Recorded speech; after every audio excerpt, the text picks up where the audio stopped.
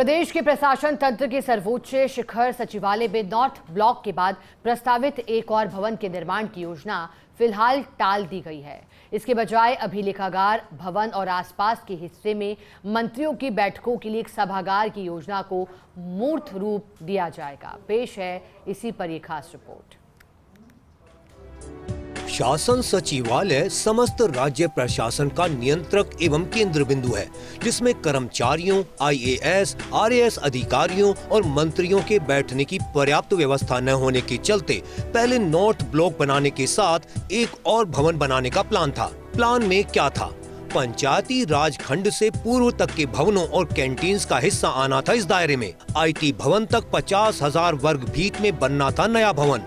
Canteen, dispensary, पानी की टंकी आनी थी इस दायरे में। नए भवन में 2 बेसमेंट, 1 ग्राउंड फ्लोर के साथ 5 मंजिल का था प्रस्ताव।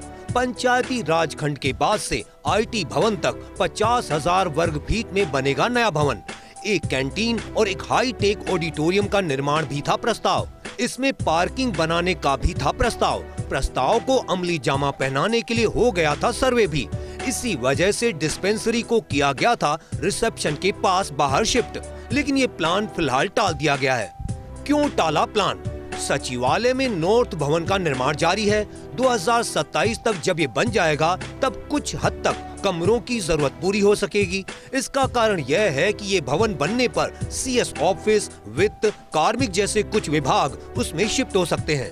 अब क्या है अगला प्लान? अब अभिलेखागार भवन से डिस्पेंसरी शिफ्ट होने के बाद यहाँ कार्मिक के कुछ सेक्शन हैं।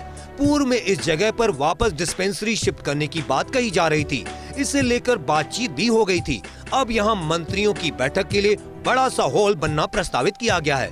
हालांकि इस योजना को मूर्त रूप दिया जाना बाकी है। प्लान बदलने के बाद फिर यथास्थिति बन गई है, क्योंकि नए हॉल की योजना को बनने से मूर्त रूप लेने तक काफी समय लग सकता है। बार बार प्लान बदलना हालांकि प्रशासनिक दृष्टि से उचित नहीं माना जा रहा है और ऐसे में अब एक सटीक और पुख्ता प्लान को मूर्त रूप देने की ज़रूरत बताई जा रही है, जिसके बाद सारी ज़रूरतें पूरी हो सके और प्रशासनिक व्यवस्था सुदृढ़ हो सके। कैमरा पर्सन तीरथ के साथ Rituraj Sharma, First India News, Jaipur.